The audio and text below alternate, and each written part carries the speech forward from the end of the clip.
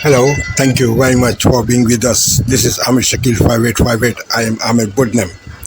I am thankful to all news resources. Following news have been reported by European, Asian, African, and Australian channels and AP, AFP, and Reuters news agencies. Please now watch the headlines. Rather, the headlines: Fallen tree, train crash, and Sydney Marathon. Central Europe, especially Austria, Poland, and Romania, facing heavy flood. Summer in Paris. Malaysia child abuse case. Three murdered in UK. Migrant boat sunk in English Channel. Pension and disabled old people in UK. Large protest in Israel against Gaza war. European Union admit Ukraine right to war. Paris rape case. First time Myanmar asked for international help because of flood. Typhoon Yagi in Vietnam.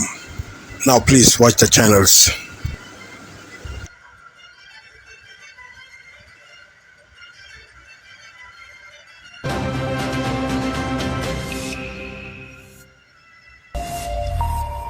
Hello, thanks for tuning in. You're watching Daybreak on France 24. My name's Peter O'Brien. Here are your headlines.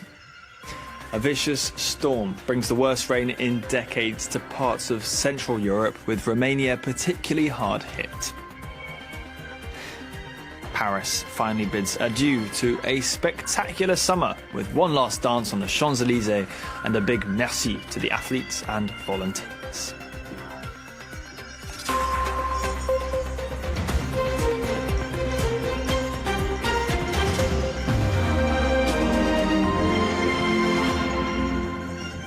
First up, Storm Boris. It's brought torrential rain, fierce wind and widespread disruption to Central and Eastern Europe. Flooding has killed 4 people in eastern Romania, with more than 5,000 homes there damaged and rescue workers rushing to save hundreds of people. Power was knocked out for 50,000 homes in the Czech Republic, where thousands have been told to prepare for an evacuation, while emergency services were hard at work in parts of Moldova, Austria, Slovakia and Poland, among other places. Let's hear now from the Polish Prime Minister, Donald Tusk. The low pressure that brought these heavy rains to Poland and to the Czech Republic is not entirely predictable. These forecasts have changed within 48 hours, but generally they are not optimistic. What awaits us through the night and part of Sunday will be heavier, actually record-breaking rainfall in many places.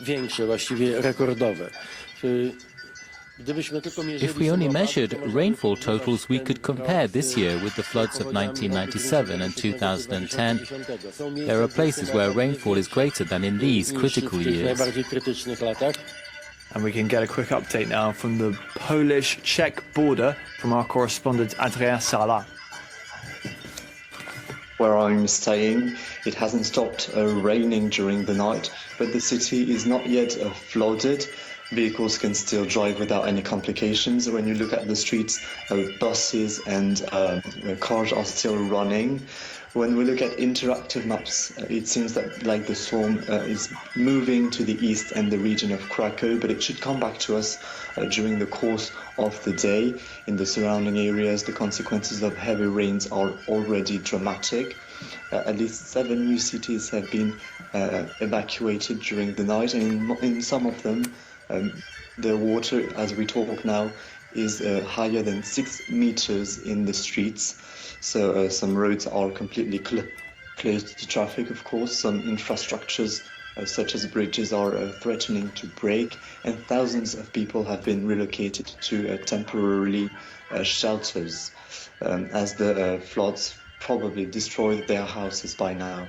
The unprecedented, as the Prime Minister said in your short introduction, the unprecedented level of floods from 1997 has already been exceeded in several places, especially in some villages located in the mountains next to rivers that overflooded.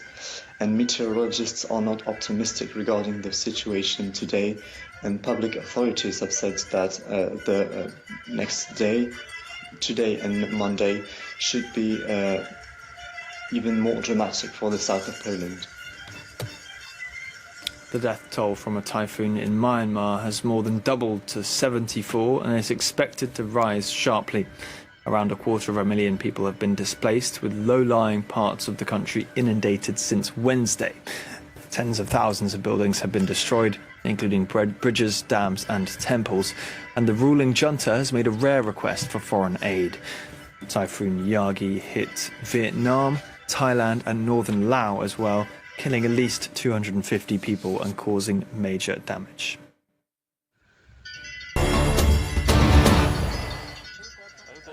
Kenyans are still shaken by the recent massacre that took place in the coastal region. 17 months after one of the deadliest cult-related massacre, many in the Kenyan coastal town of Malindi are still shaken despite repeated warnings about the church leader. Pastor Mackenzie, who is believed to be behind this, and others are facing charges in the court. For me, what I will not forget is seeing over 14 bodies of children in body bags in one grave.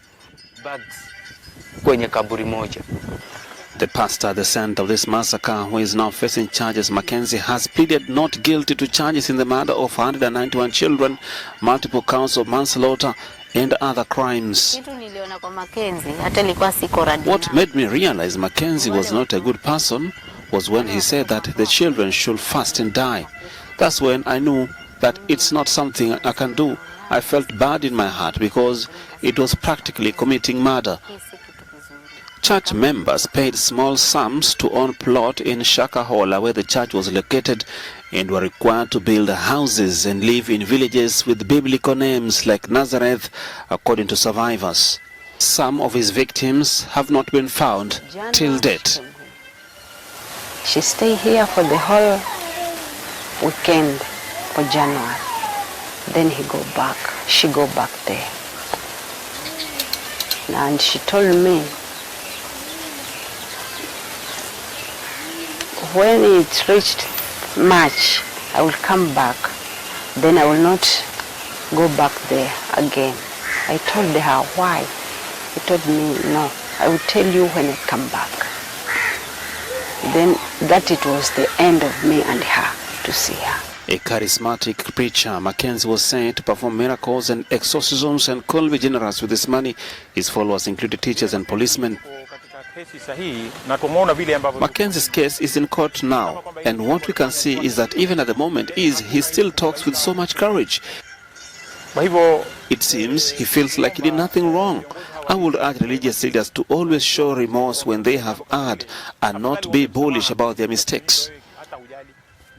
Autopsies on more than 100 bodies showed deaths from starvation, strangulation, suffocation, and injuries sustained from blunt objects.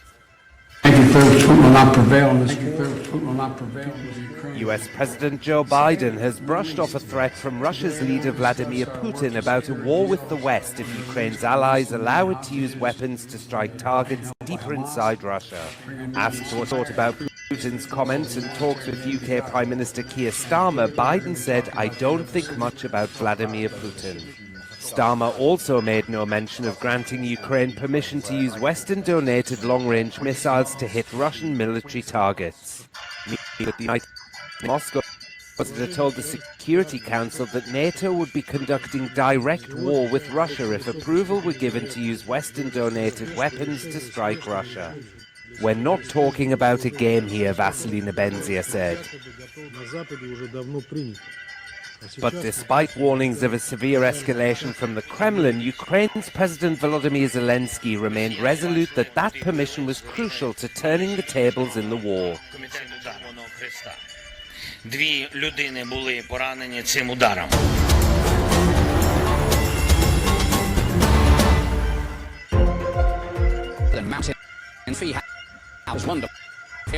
Vienna is a seat of the United Nations.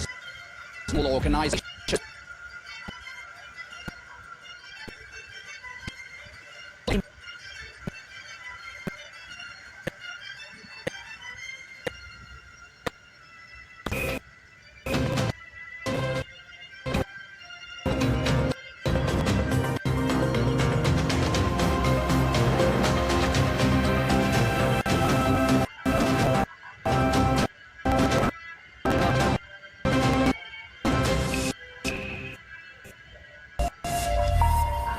Hello, thanks for tuning in. You're watching Daybreak on France 24. My name's Peter O'Brien. Here are your headlines.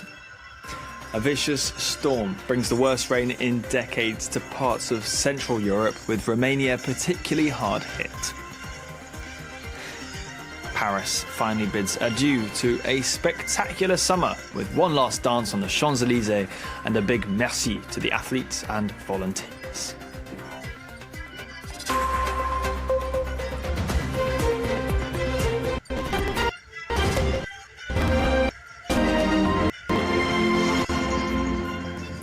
First up, Storm Boris. It's brought torrential rain, fierce wind and widespread disruption to Central and Eastern Europe. Flooding has killed 4 people in eastern Romania, with more than 5,000 homes there damaged and rescue workers rushing to save hundreds of people.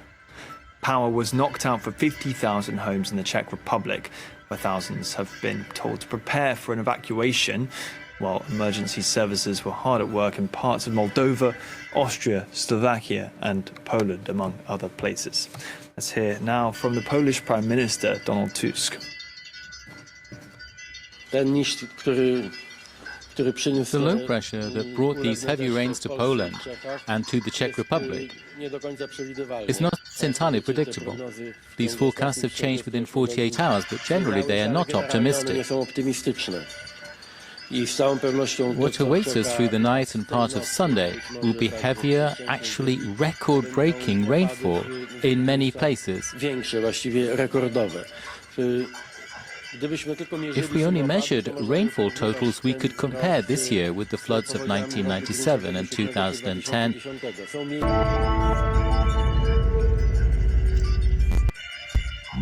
This is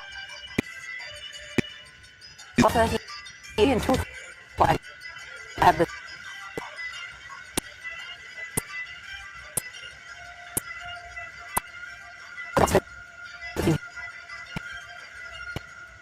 typhoon reaching China's heavily populated eastern port. It's forecast to make landfall tomorrow morning, bringing thunderstorms as the country gears up to celebrate autumn festival. And authorities move to shut down religious schools linked to more than 400 children and youths rescued 20 welfare.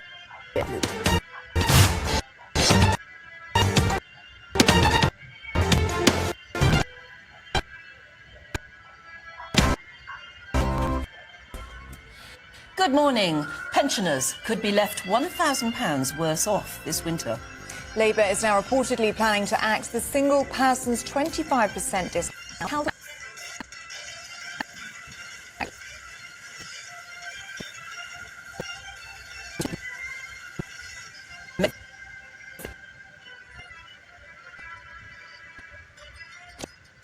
A man allegedly sexually saying he was Ministers vehicles will now be extended until 25.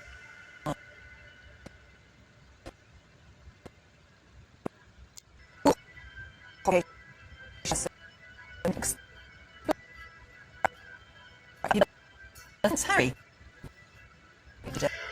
reflect governments where it's him back oil.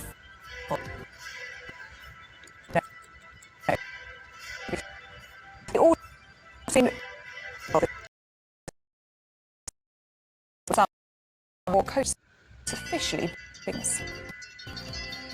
A first defeat for Liverpool manager Arne Slot brings an end to his honeymoon as Nottingham Forest win at Anfield for the first time since man landed on the moon. 1969 that was. Elsewhere, we look ahead to today's Northumberland derby.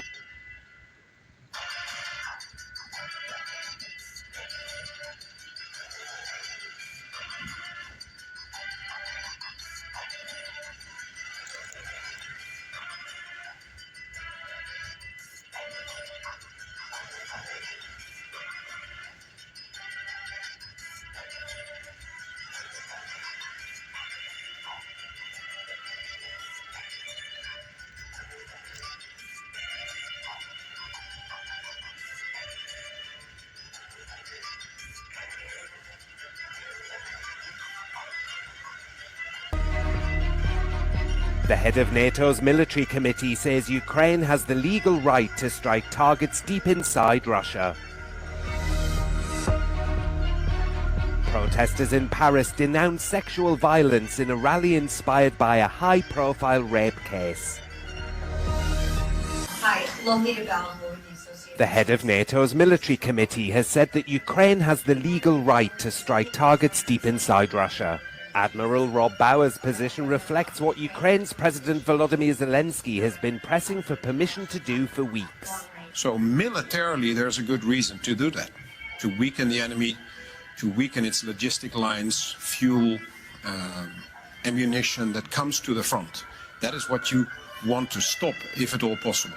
Those comments come as US President Joe Biden is weighing whether to allow Ukraine to use American-provided long-range weapons to strike Russia. Biden met with British Prime Minister Keir Starmer on Friday. Anonymous US officials said they believed Starmer was seeking Biden's...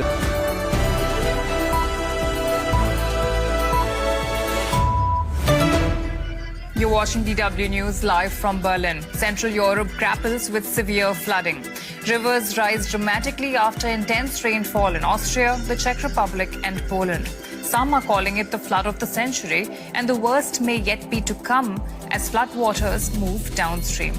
Also coming up, anger in Israel. Thousands in Tel Aviv march against the government, demanding an immediate deal to bring home hostages still held in Gaza.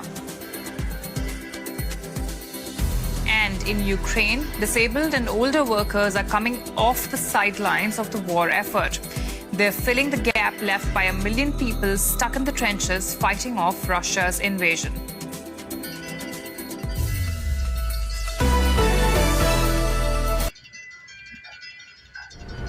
He's been my best mate for coming on 25 years. In the death of England, the life of a working class family is on display. Let's put it this way. Me and Denise were never as close as Nadine Dorries' tongue was to Boris Johnson's arse. Michael and Dorroy are friends and brothers, divided by politics. After the funeral, when he proceeded to dig me and everyone else he loved well and truly out.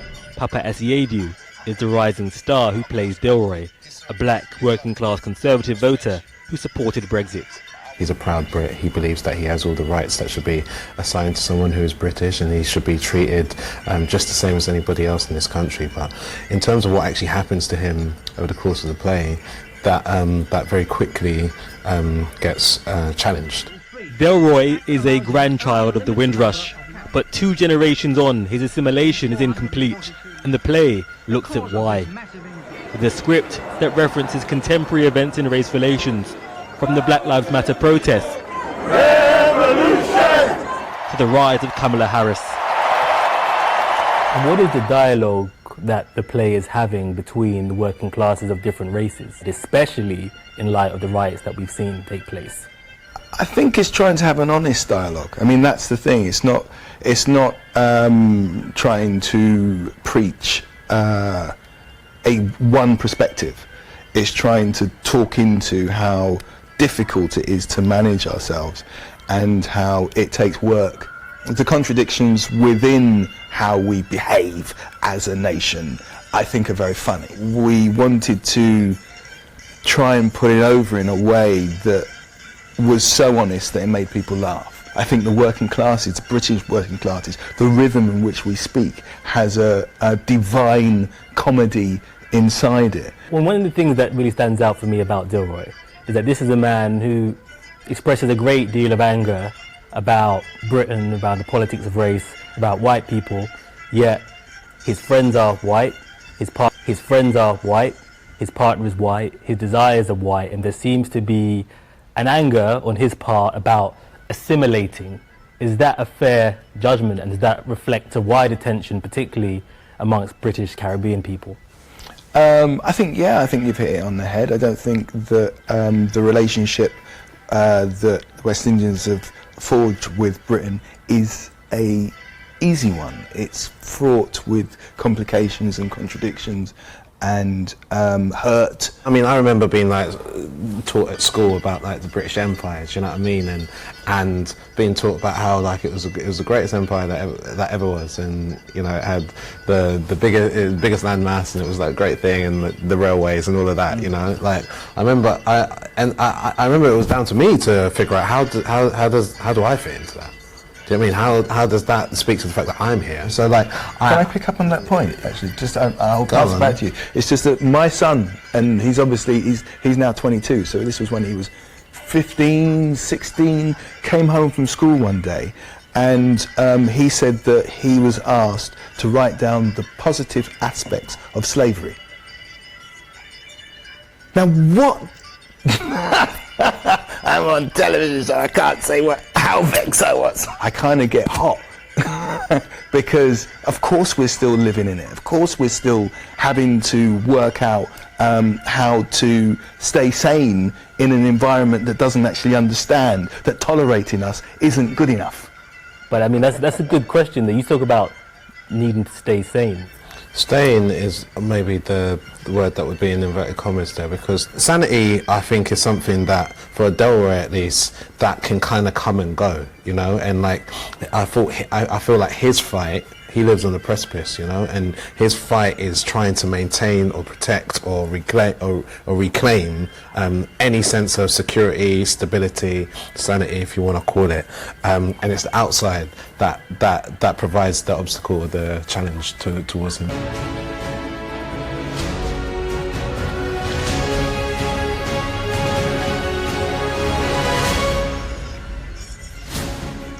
Hello, a very good morning. It's 8 o'clock. Coming up on the show today, a teenager is charged with the murders of a woman and 2 children in Luton. And in sport, Nottingham Forest pull off a surprise win at Anfield. It's Sunday, the 15th of September. An 18-year-old man will appear in court tomorrow charged with 3 counts of murder after 3 bodies were discovered in a flat in Luton. Plus, why targeting a second home owners might not be the answer to solving the housing crisis. Also ahead. With a higher chance of medalling at the Olympic or Paralympic Games, the Commission decided the Pararoos world ranking of 10 wasn't good enough and cut the team's $175,000 in funding. Court tomorrow charged with 3 counts of murder after 3 bodies were discovered in a flat in Luton.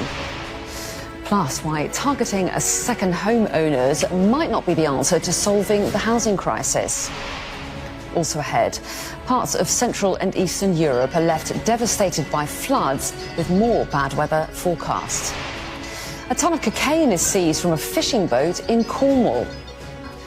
At 8:30, Trevor Phillips will be joined by Liberal Democrat leader Sir Ed Davey, Foreign Secretary David Lammy and Conservative leadership hopeful James Cleverly.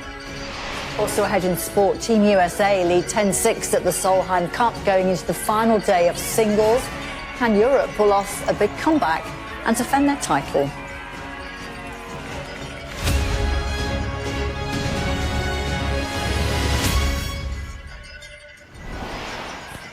Hello, very good morning. Thanks for joining us here on The Breakfast Show. Before we get to our top story, I just want to bring you some breaking news that's come into us in the last few minutes. Authorities in Calais say that several migrants have died while attempting to cross the English Channel. That news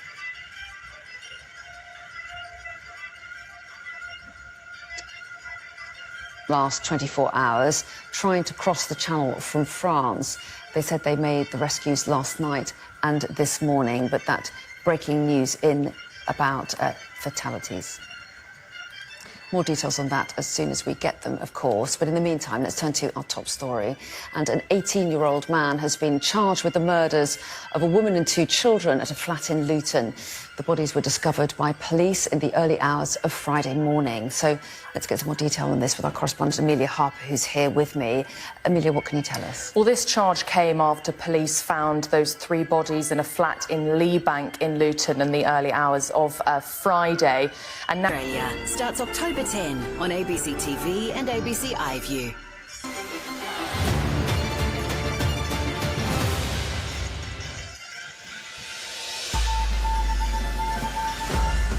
Today, a woman killed by a fallen tree branch in Sydney's southwest.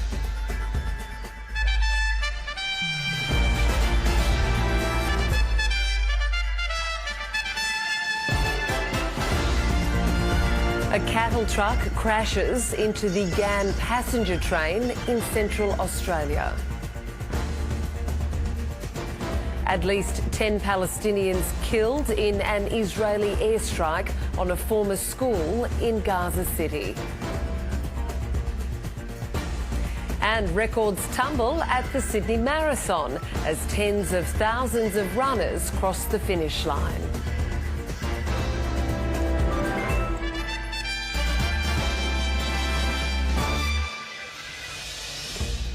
Hello and welcome to ABC News. I'm Catherine Robinson. A woman has died after a tree branch fell on her in Sydney's southwest. Emergency services were called to Liverpool this afternoon and treated her at the scene, but she couldn't be revived. Chantal Alkouri reports. Emergency services were called to Castlereagh Street here in Liverpool in Sydney's southwest at about 1 p.m. this afternoon after reports a tree branch had fallen on a woman. Paramedics arrived at the scene and attempted to revive the woman but were unable to. She's yet to be formally identified, but she's believed to be in her 60s. We've been talking to some of the residents here in Liverpool who say it's been incredibly windy today, as you can probably see, and they've also said that these falling tree branches due to wind have been an issue for some time. We thought it was a family member.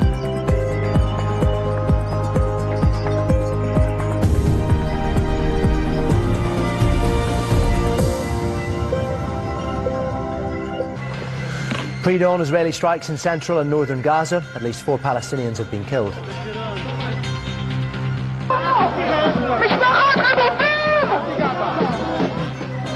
Scuffles in Tel Aviv as Israelis increase the pressure on Benjamin Netanyahu to reach a hostage deal with Hamas. Hello, welcome to TRT World Live from Istanbul. I'm Aaron Armstrong. Also ahead on the programme. Europe continues to grapple with severe flooding as the impacts of the climate crisis cause widespread damage across the continent.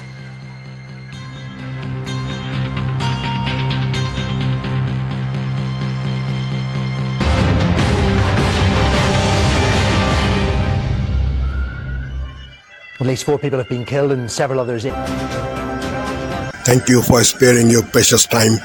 This is Amir Shakil. Have a good life. Bye-bye.